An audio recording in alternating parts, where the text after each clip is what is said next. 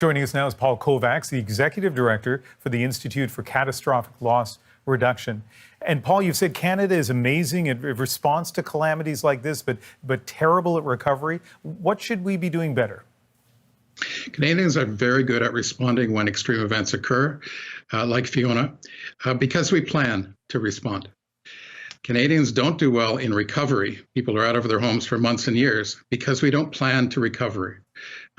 We put people back the way they were before. We take a long time to do this. Planning is one of the keys to using recovery to build back better, to make people better prepared for the future.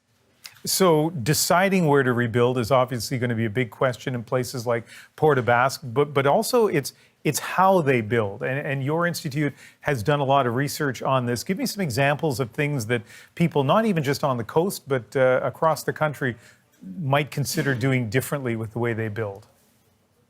Most of the homes in Canada, like mine, are older homes. They were built a long time ago, and the science and the knowledge of what we know about safe construction has changed a lot, and the climate has changed.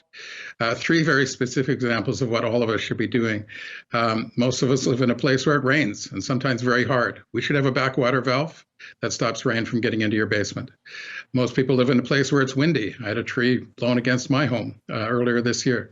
You should replace your roof next time with a roof that's designed for strong winds.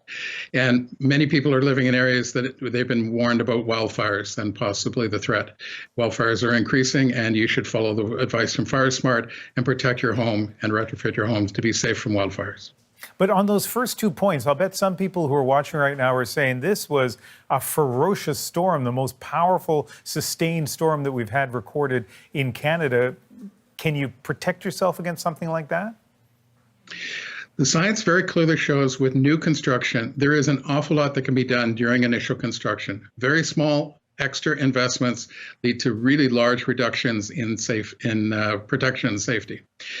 To do something to an existing home is harder. Some of the protection for things like a strong hurricane are inside the walls of a home, and they're harder to add afterward. But if you do that during the initial stages, the cost is very low and the increase in safety is very high. You can cope with very large hurricanes and other extreme events. Just a few seconds left, Paul, but where can people get more information? The Institute for Catastrophic Loss Reduction has advice for homeowners about how to protect themselves, for builders and for governments about new advice going forward. All right, Paul, thanks for speaking with us. Really appreciate it, Ian.